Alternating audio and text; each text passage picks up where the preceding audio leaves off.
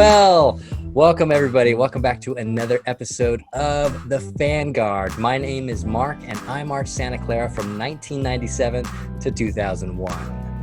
Hi everybody, I'm John. I marched in Santa Clara from 79 to 1981. So excited, ladies and gentlemen, that you are here because today we are reviewing one of our all-time favorite shows here at the Fan-gard, one that we have been thinking about doing for a long time. It's been on the list, and we're going to go around the room and meet the members from the 1991 Santa Clara Vanguard, the Miss Saigon show. Let's start with one of the drum majors from that year, Mr. John Meng. So happy to have you, John. Welcome. Thank you. John Meng, yeah! So yes, John Meng. I marched Santa Clara Vanguard from 1988 to 1991. 1988, I was a contra player. 1989 through 91, I was drum major. In 89, I shared those duties with Mr. Gary Butera, a good friend of mine. And then 90 and 91, I was solo drum. We're so great to have you, John. Awesome to have you. And let's go now up into my upper corner, Miss Audrey Milton. So nice to see you, Audrey. How are you? Audrey!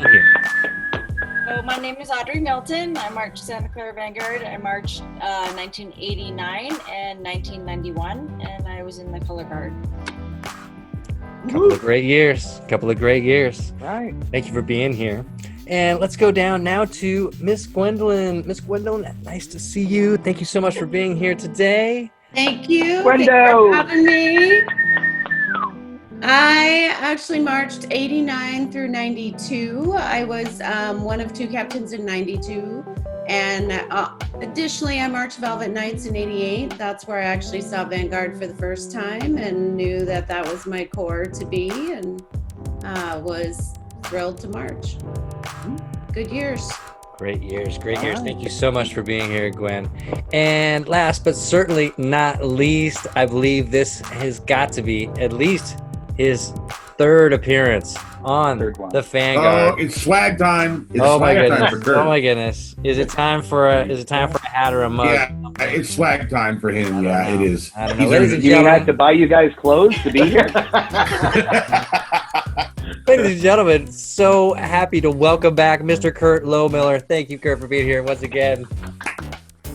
Thank you very much. It's great to be here. My name's Kurt Lohmiller. I played mellophone in the Santa Clara Vanguard from 1988 to 1991, and then I taught for 2 years. 1 year marching, 1 year horns. And I just have to mention that Kurt played with one of my favorite all-time bands, Green Day, and he also played with another amazing group. The Goldfinger. Also a band called Sugar Ray and a band called Violent Femmes. I'm not supposed to Keep doing that to me. You keep bringing up the Violent Femmes last, and I'm like... So Kurt and I share a common thing where both he and I marched 4 years, bookended by anniversary years. We missed 87 and we missed 92. Yeah. And I know he and I both feel the wow. same. We would do anything to have marched either of those years because they're Absolutely. Yeah. Yeah. 87 especially, but 92 was... And 92 Fiddler. I mean, come on, really? Yeah. I don't know. Being a rookie in that 87 core would have been a tough haul. No, I mean, for sure. They were hard. They were beasts. Woo, they were good. A great year. But we're not talking about 87. No. We are talking about one of the most amazing all-time Santa Clara Vanguard shows. And it is, of course, 1991, the Miss Saigon show. Probably the most notable effect in this show is the very beginning helicopter effect done by the battery on the field. A simulation of sounds that really the video doesn't apparently do justice to what it sounded like in real life. But that year they did win high drums, and Scott Johnson, Scojo, was the caption head that year. So got to give some huge props to them. And unfortunately, we were going to have Mr. Mike Apodaca here tonight, and hopefully he will pop in on us as we're talking. That's my hope. If not, I'll just edit this all out. So it's all good. He's lazy and didn't show up. Kurt, come on Keep that now. in. Don't keep that There in. you go again, hurting people's feelings. Well, I think it's pretty well But he's known a by wonderful now. human being. I think it's pretty Back to those helicopters. helicopters. I think it's pretty well known by now that Gail had an affinity for musicals, and he obviously, in even before anyone had seen Phantom of the Opera, he said, "Let's put that on the field." And I imagine this was pretty similar in 1991. Miss Saigon must have been a fairly new show to the world, let alone the members of the Santa Clara Vanguard. Had any of you had a chance to see the show, Miss Saigon, before performing that summer? No. Miss Saigon opened in London on the 20th of September 1989. It didn't on Broadway until April of 91, and you guys were already well into the show at that So he point. went to go see it in London. He did go see it in London. He had to have seen it in London. He Yeah, had he to have seen it even in London. there's a interview out there with him where he talks about he did it for Phantom of the Opera, and he did it also for Miss Saigon, where he flew out to London. I think he called it a quick weekend trip. So he was just out there, see the show, and then fly back. After Gail saw it in London, it's one of the first times that he saw a show, and he actually flew Myron out before a show started so he could go see it. So kind of gave him an idea. I didn't know that. That's this cool. is what we're doing. Yeah. That's very true. Yeah, because Myron talked a lot about seeing the show and his impression of it, and shared, to what Glenn was talking about. Emotion, I remember Emotion being a part of our shows 88 through 91 when I marched. I mean, it was a huge part of our presentation on the field was how do you get the audience to feel what you're feeling, right? And emoting as much as you can to get the audience to feel what you're feeling. So let's go through the show a little bit, you guys. What do you remember? Who remembers what the opener was? And did it kind of mirror the? Did it mirror the musical? No, it was. What month are you talking about?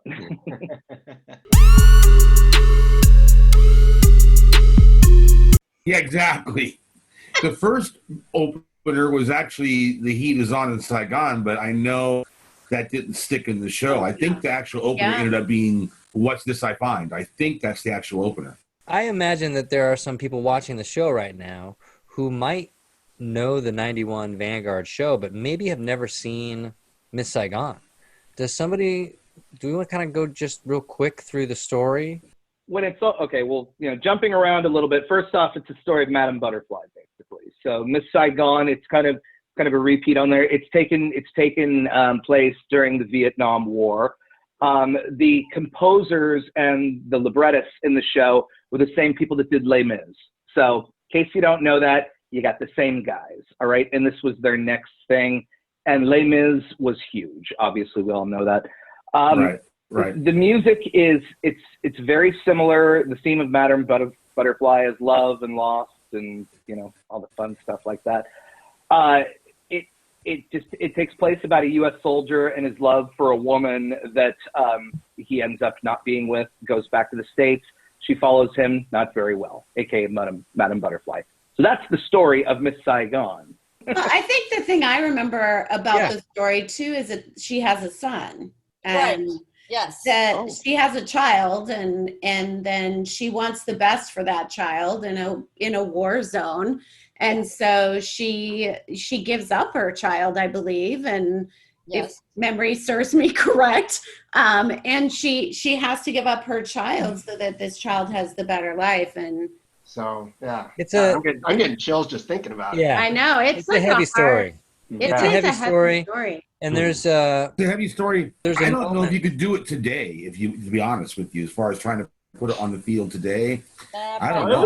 It was a risk back then too, right? I mean, to the point that we were talking about a little earlier, right? I mean, the name of the Summer Music Games that year were Patriot Celebration, right? They were interviewing veterans of our country, who had fought for our country, and here we are doing a show about the Vietnam War, which we know historically wasn't the greatest for the United States. And here we are doing a show about it. and rolling out this big, huge red Chinese flag representing, communism and doing it then, which was still fairly close to when the war actually ended. Yeah. It was just 16 years after the war ended, so emotions are still fresh at that point too.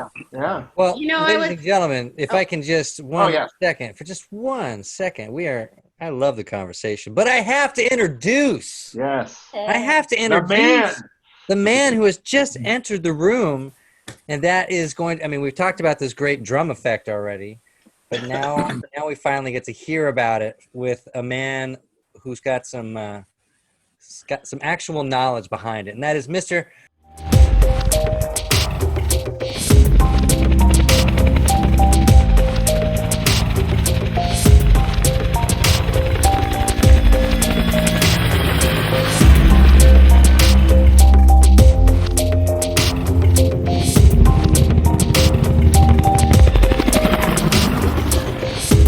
Mr. Mike Apodaca, sir. Welcome, sir. If you would please introduce yourself and tell us when you marched and what you're up to now.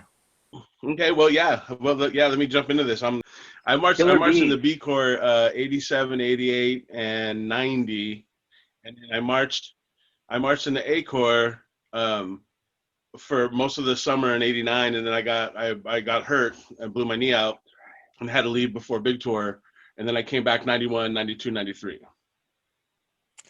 And Epi, so I got we lovingly call him, is and I got a good dose of the big tenor Dr. drummer L that you see on the end, and he's got some great camera shots in this upcoming video that we're going to watch. And Epi, we were just talking. We were getting into a deep discussion, man, about maybe I asked the wrong question, but I asked what the story of Miss Saigon was about. In terms of going into some of those big effects. We did talk about the helicopter effect, but now that we've got you here, can you just talk a little bit about, was that Scott Johnson's, did he just come up with that? Can you talk a little bit about how did that idea even happen? It was a lot of Scott and Lee, both Lee also. Anybody here that knows Lee Bernicki, he's a weird dude, and he comes up with some weird shit. So, and he just kind of just pulled this thing out. They're like, we're gonna do this, and it was let me check real quick. Okay, everybody on here is old enough. It was a nightmare when we put it together, and it took forever. It took forever for us to get it right until we just did it over and over and over and over and over until it just So you guys are literally happened. I'm not even sure the process behind it, but it was it was it was a lot of listening going on, obviously, and I got to tell you, the person who probably knows this better and has suffered it more than I did is Mr. John Mang, having to conduct that shit, and it's like just listen to the drum line, and then the drum line is on the other side of the field. And it was definitely perfect for the show we were doing, because it was just chaotic from the beginning. And Lee walking around with his little Dr. Beat underneath me, just looking up. And if I'm 2 beats off, cut. Well, and if you were in a stadium where we had the echo, right? Oh yeah. It threw everything, and you were like, "Wait, what do we listen to? There's too many." But one thing you got to remember, and all of you being on the field performing it wouldn't get this effect, but for me as a spectator, what made it so great was the stereo effect, going from one area of the field to another area of the field to another area of the field. And so even if it was a little bit dirty, so what? The stereo effect and the effect of getting everybody on the field quickly is amazing. Well, the coolest moments ever in drum corps. Yeah. Yeah. My mom I was telling her about it, that I was going to do this. And I said, "Hey, Mom, I'm going to do this thing." And we're talking about 91. She's like, "I will never forget that show." And I think going back to some of the earlier conversation of Vietnam. So my real dad actually was a helicopter pilot in Vietnam. Oh, wow. This was kind of interesting. And, but she said that every time she saw the show, and she got teary-eyed on the phone with me, and I was caught off guard.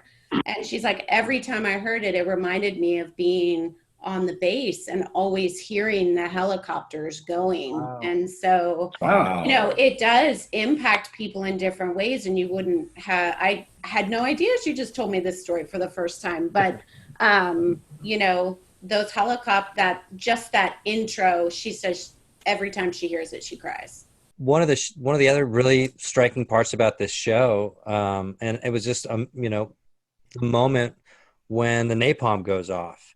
And I always remember the scenes of the chaos. And I remember a story when I was marching of I think Epi, you might have told us the story of like going up to a judge and saying, "My face is burning off," or you know, something crazy like that. And it was just like, Wow. what? Like you would, yeah, like crazy stuff. And I mean, to think about, yes, Vanguard has this emotion, but I mean, what? I mean, this is really heavy stuff, you guys. I mean, But it we was talk great about role playing. what it was like to Ahead of perform its time. these Ahead of moments. its time. Even though it was deep, though, this for me was the funnest show to perform. Like, it was so fun. Like, you know, the tiki torches and the rifle line. I mean, they had it hard that year, the rifle line, man. They just were. We had the big umbrellas, which those things were a nightmare, as much as the big triple flags at the end that you got caught in the flag and you're supposed to come out from it and like do this big power moment and you can't even get out of the flag. And they were heavy. Well, one thing is definitely sure that I mean, what you guys put together was just awesome, and the performance you guys put on the field, incredible. Oh, it's so Just fun. incredible. freaking awesome. I mean, you guys kicked ass as a section. I mean, it was incredible watching. Yeah. You. I mean, I you know, This prepping for this call, I've watched the show, I don't know, half a dozen times, maybe even more in the last couple of days. And I mean, sorry, I don't see anything dropping anywhere. You guys just freaking nailed the whole damn show. It was awesome. Yeah. It was so fun. I have to say this was the funnest of all my drum corps years from a performance No, definitely. level. Well, you guys ready to watch this show? I mean, I could Yeah, watch. let's do I'm it. ready. Yeah. Yeah.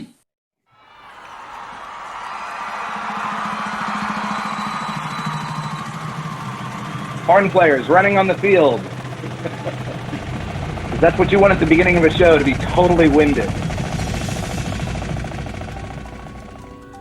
And moving at a pretty quick tempo here. This triangle is how we normally started the show throughout the entire season. That run-on was right there towards in finals that we did that. Yeah, leaping and jumping with patio umbrellas is fun. That's a good air. Those are huge. They are huge. You guys had amazing arms. You know, though. Yes, we had big muscles. Almost. this is, Yeah, the color guard was this is carrying actually- all the luggage by the end of the game. Yeah. This is actually one of Myron's coolest drills ever. There's so much exposure, but there's so much variety to it, and this is an underrated Myron drill. Walter Powell. Walter Powell. And then Mr. Eric Bolivar right behind him. Nice. Vanguard going back to green pants after about, 6 or 7 years of wearing white pants? Yeah, The uniform is awesome. Yeah, these umbrellas on windy shows used to they'd pop backwards and you'd be trying to get it closed. They weren't always easy. They lift you right up off the ground. Literally. Yeah. I love this car. So heroic.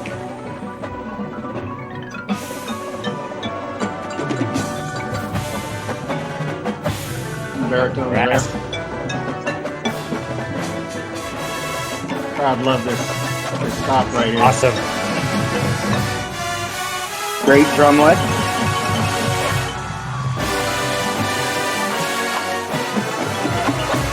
Here we go. She. There he is. There he is.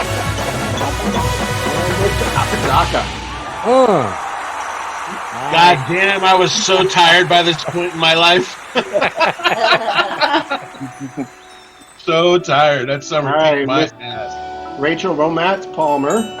Yeah. Luis Valcazar in the back right. Alcazar in His the back. brother's a contra player marching out there. Alejandro marched that year as well. Look at Oh, there's over your left shoulder. John Mang. There's Don't know who There's that guy is. Audrey. There's me, Over yep. your left shoulder, John Weber. He marched in the snare line next year. And I was actually crying right here because my umbrella didn't break. Thanks to Gwen. You know, it's hard to tell who the guard was. We because with the the hat. hats. I remember there was one show we took them off. Oh, can't Stolos. Thor Strombaum with some guy. I can't remember this guy's name. Some guy, little short guy, a short telephone player. There's Michelle Perez. And here comes a great guard moment here. Kind of made a visual impact in the show. You know, they made the tenor line kneel down on both knees at the same time here. Oh, no way. And you can watch me barely not almost be able to stand back up. Oh, Yeah. wow. Oh, I barely was able to stand up because you can see me standing up. oh yeah. I was just like, oh my God. wow. There was a Fucking lot of Myron. experimenting on what we could do and what we couldn't do. And the way you could find out you couldn't do something is you tried to do it. It didn't work. So, Yeah. sorry you broke your leg. Yeah, that's the next one. That's the Brian back. Woody, Adam? I believe. Brian Woody, Yeah. Adam Hirsch? No, that was Brian Woody. That was Brian Woody. Yeah. Adam does have a solo, but it's later. And then here comes the badass. Oh, yeah. This is in your face Here we noise. Oh yeah. Rachel starts us These off, were right? really Yeah. cool. Great pit effects So in much here, yeah. intensity. Yeah. There's Colette back there. She was guard captain that year.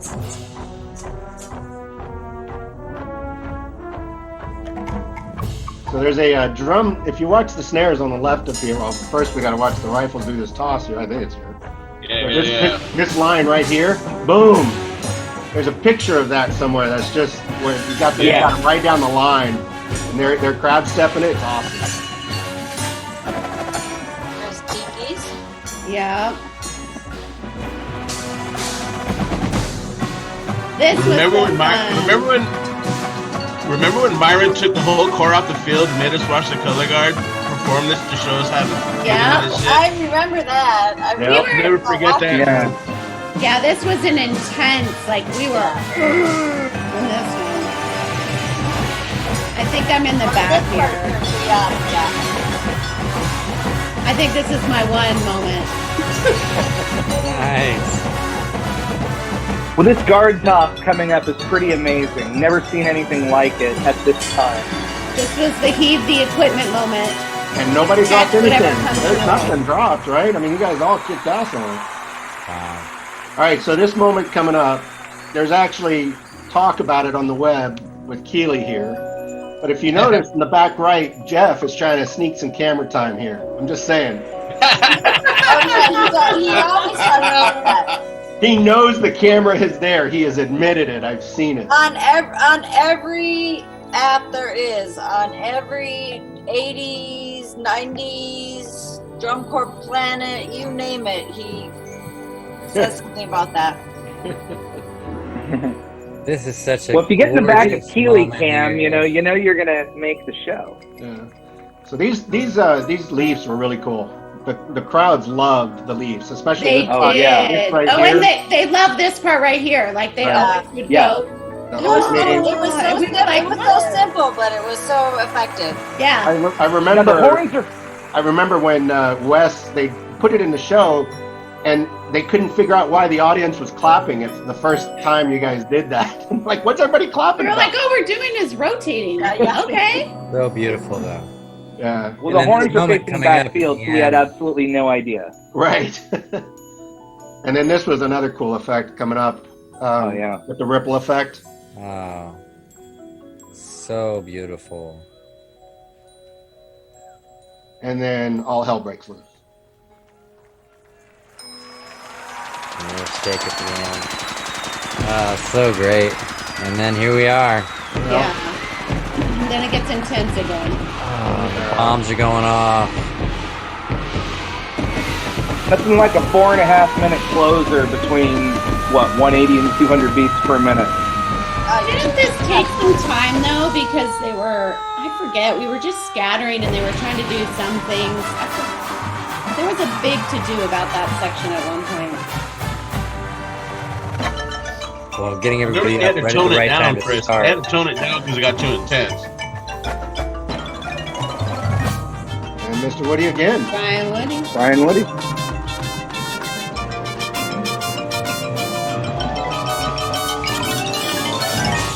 Just running and gunning. Running. We Yeah. are This running. was the run. Oh, Running this whole time. Running. Yeah. I And I like stop right here. Take a Yeah. breath for a moment And and the go again. music mellows out. Yeah, then the conches just take off right here. They just start running. No more. And here is Adam Hirsch. There's Adam. Yeah, Yeah. Adam. And some guy next to him. I can't remember that guy. Yeah, quarterfinals, there was a lot of mellophone features, and then finally they said, we don't want to look at that guy. We need to thank somebody for that. So, good. beautiful But job. nice little leaf in there. Shows in here. And here they come. Yeah. A little bit in your face. Here we go. Top drum line of the year, ladies and gentlemen. Remember this? Donkey Kong. Donkey Kong, yeah. Right. Donkey Remember that? That's Kong. what we said right there. I forgot. That's true. Yeah.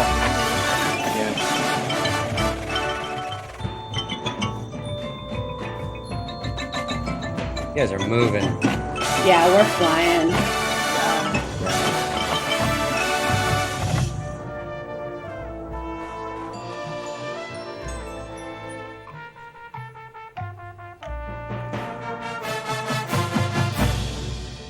Nice job, Kurt.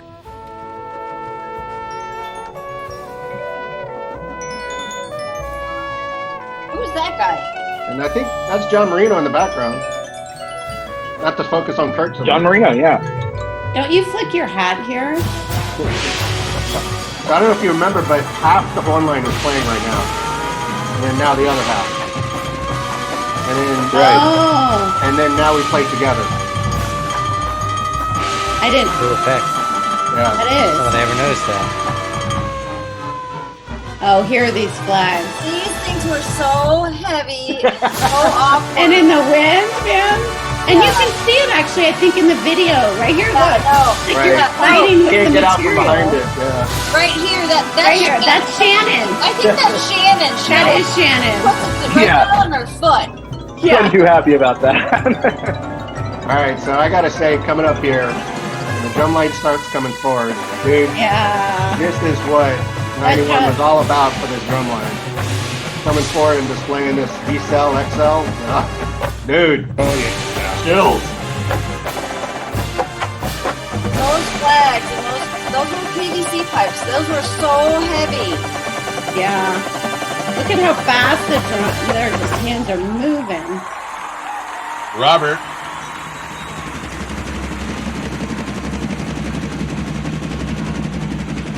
There's that flag. I'm sure there's a couple locals. That's an effect. Crowd's going wild. With a little American corner down at the bottom. There were Hey, some. you guys remember? You remember the first time they pulled the flag off and Sharon Yap was stuck on top of the flag?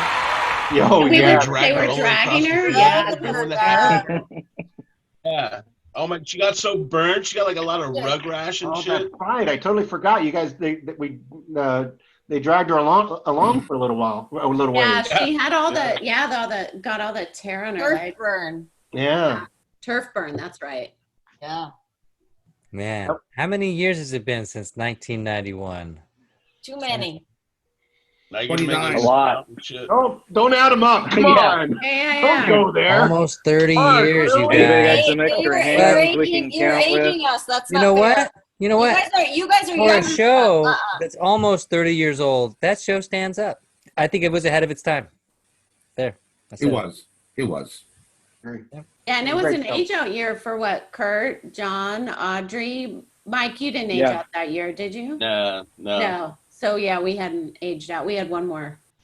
Yeah. A lot of age outs, like my old Sunny dudes, Kurt, Thor, Ken Rydeen, Rob Jolliffe, George Hinman. they all aged out that year. Yep.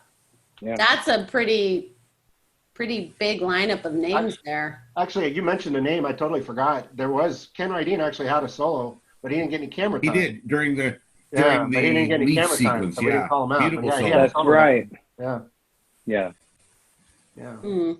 Yeah, this story, since a lot of the music was based around the the male and the female character more than anything, when the horn book was written, it was kind of incorporated into soloists, and maybe a little bit more than it should have been. But what do you do? It's kind of hard not to have solos in the section. But hats off to Gordon and Gail, who both wrote the music for this.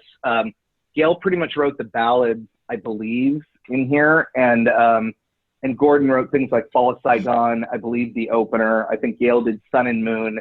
At one point, we had a ballad for Last Night of the World, which was actually a beautiful tune. Yeah.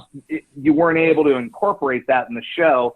I mean, they couldn't have 3 ballads in a row, pretty much, between the wedding song Last Night of the World and Sun and Moon. And then Gordon wrote, Gordon wrote the opener that we heard originally, and Gail originally wrote a version of, it kind of started with the opening theme, just like you hear in the musical. That was always incorporated, but then it went straight into Heat Is On in Saigon.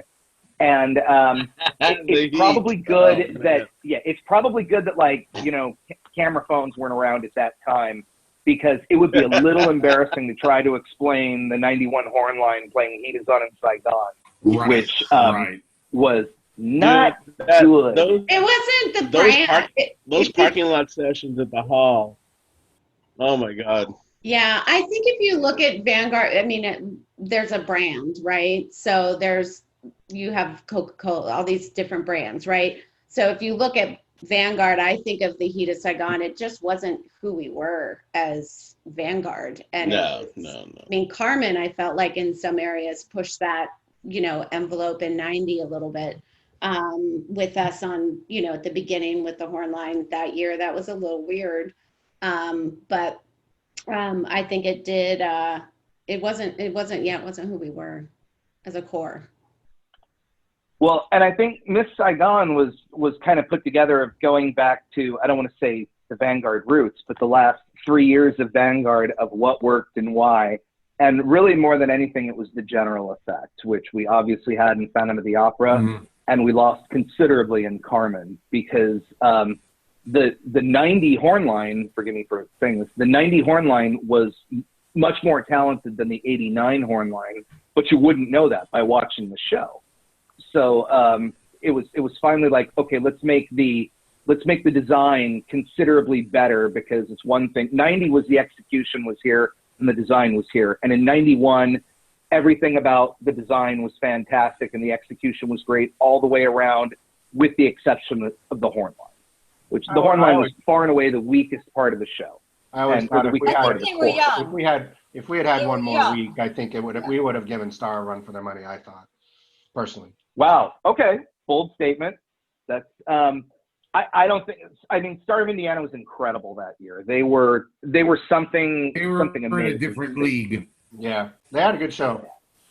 But another week, you could have been competitive with, say, Cabbies potentially, because Cabbies didn't play all that good, and you guys were right on the cusp of even visually. There are so many moments where it's so exposed, and the way it's written, where the judge can look right down a line and see one single person. So there was so much exposure in this Pretty show, clean, too. as far as how it was designed. I mean, For the most part, yeah. White stripe on the pant. I mean, Yeah. a lot of exposure, and it's very clean show. Like over the years watching it and obviously performing it, I felt that our drill was probably one of the weaker sections, because you have Star of Indiana with George Ngali breaking necks and breaking speed and pinwheels. Like the last 4 to 5 sets of our show, that's how the show should have been throughout. Like those big sweeping moves. I mean, what was it? Follow Saigon. Our opening move was 86 counts. Remember that crap, John? You got to watch us do that shit every day 900 times. We went in one direction and one path for 86 counts, guys. You know what I mean? So like Myron did a great job, but it wasn't it wasn't keeping up with the Joneses, so to speak, you know. And when I watch it, and when I wake up in the morning, it takes me 4 steps to take to get to the bathroom, and I almost cry because my knees hurt. I'm like, hey, that shit should have looked a lot harder. Like God damn it, man! Holy God, that should have looked a lot harder. I've been there. And I hate to say it like that, but we're talking GE, and don't get me wrong, man. We knocked it out with our color guard. We knocked it out with a lot of really, really good things. But man, if that drill had that same intensity, especially during like all the solo stuff and all the Saigon stuff, like it was just it took too long to develop, and that's what Star had. That's what they were the ones, and Cadets had. They're really good with counter motion, very good with small step sizes, and we're going 4 to 5 for 84 counts. And asking you to go down on both knees holding a tenor drum. Yeah. And don't get me wrong, we were loving it, but I think that was the one thing that we truly missed, man. And we had our moments there drill wise, but it just wasn't enough throughout. I also think that what the Corps was doing during that era, and I think in some ways it helped force changes in the adjudication process in 10, 15 years later to be able to modify the visual sheets to allow more credit for the things that you were doing back in 91. The sheet didn't allow to give you those things, unfortunately. The sheet was still too militaristic. But down the line, 15 years later, the sheet is now designed to reward things like we're doing, and you guys were just ahead of your time. It's just as simple as that. It would be interesting to see this show judged on the new sheets. Yeah.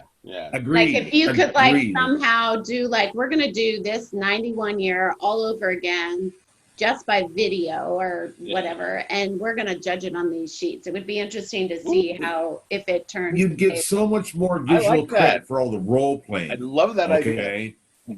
Yeah. Hey, I think it might happen in 2021. We might have to gotta have some get our shows. Mike, yeah, I will you never know. Yeah, I will say to your point, Mike, it's interesting. I was thinking about just, you talk about the pinwheels and how much work it is to make that happen, and the drill and the intensity from the design side. And I was thinking about, well, if I look at all of my years marching from 89 to 92, what was the hardest from a physical standpoint? It was 89 in my mind. 89, 89 was brutal. We just never stopped in 89, and I broke my foot, before finals, and have marched on the broken foot. I was determined, but I think about it, and I'm like, that show was hard, and I was in the best shape of my life after that show. And I'm thinking about 91 with the tiki torches and the umbrellas, and I'm thinking cocktail. We joked about it all summer long. We had our umbrella, our patio umbrellas, our tiki torches, and we did more. We did more than joked about it.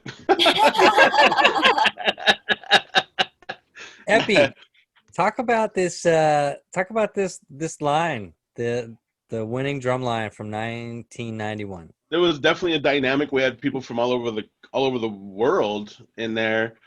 But, the one thing that we all had in common was thoroughly being beat by Robert Chivera day in and day out until I'll never forget talking about that move with John Ming the day after I think one of our only free days we got that summer, by the way. We had to do some parade or some picnic. Drumline got wasted during laundry, and then we had to do a standstill. So the next day, we learned a little something about ourselves. And we did a 4-hour morning block doing that one move I'm talking about, that 86 count move at 200 beats a minute until the grass was dead underneath our feet. Wow. And we all had that. There's actually a YouTube video of that. Oh, is there really? That rehearsal. Mm-hmm. Oh, yikes. Yeah. So, I mean. It was in Denver. Oh, great. Oh, that's right. There's no air. Yeah. We were very dynamic in personality, but like I said, we had one thing in common, and we worked really freaking hard. And it was cool, you know. And Gwen talking about, like, the hardest drill. It's funny you said that, because 93, my age out year, that drill was madness. And that was the stuff I was like, man, Myron, 2 years earlier, it would have been over with. That drill, I mean, it's 88 rookies, just like 1988 Vanguard. It's a young core, and the beatings were epic. Like I remember having to do like 250 push-ups before I even made it from warm-up to the practice field, because we were not moving fast enough in 110-degree weather at 11 o'clock in Texas somewhere, 11 in the morning. But that drill was insane. And to go back, it's just, the dynamic is always interesting, but the work ethic is what really, like, you remember more than anything.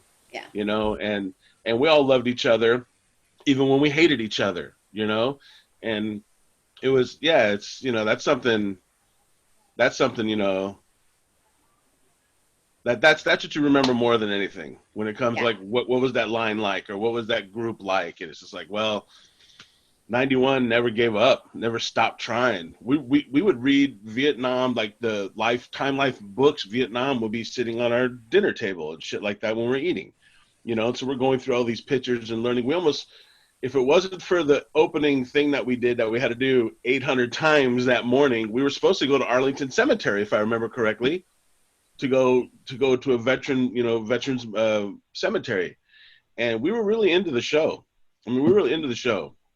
So, whatever happened at the end happened.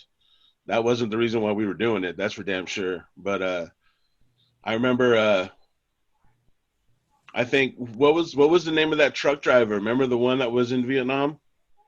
I think he was the equipment truck driver. Yeah. And he talked to us. And he's just like, I sit here every night and listen to you guys play that. And, like, I think Gwen was saying this, when you hit that helicopter, he goes, you put me right back in Saigon, looking up at the stars like I used to do every night when I was in Vietnam. So it was just like, holy shit. People were sending letters to us, some good, some bad. But it was still affecting people, And my big story that I take away from that year, that I tell my students all the time about when I'm teaching drumline, is that, we finished, we left the field, retreat's over. I'm walking back, like I said, just tired as all get out. Just want to take the uniform off and just sit. This dad and his kid took a picture with me, and then they offered me $350 for my star. I'm 18 years old. I'm broke as hell, going home to being broke. Been on tour forever, and that's when it hit me. It's like, nope, you ain't got enough money for this thing. This little piece of, 5-cent plastic, you ain't got enough. And sorry, you can't have it. And that's when it really set in for me, right there. It's like, okay, I like where I'm at. I'm going to be here for a while. So that's such an awesome story. 7 years later. That's such an awesome story. I'm so glad you shared that. That's the stuff we don't always get to hear about, and Man, thank you guys so much for coming today and for joining us tonight. Great to see everybody, man. With the Fan-gard. It's been great to see everybody. Thank you, Audrey, Gwendolyn, John, Kurt, Epi, and of course, my co-host, John. If you're liking what you're watching, ladies and gentlemen, please go ahead and hit that like and subscribe button so that you'll be notified when more Fan-gard material comes out. We're so thankful that you guys are here with us, and I'm so grateful that we got to watch this awesome 1991 Santa Clara Vanguard show with you guys today. Thank you so much, and we will see you next time. Thank you, guys. Much love, man. Love you guys. See ya.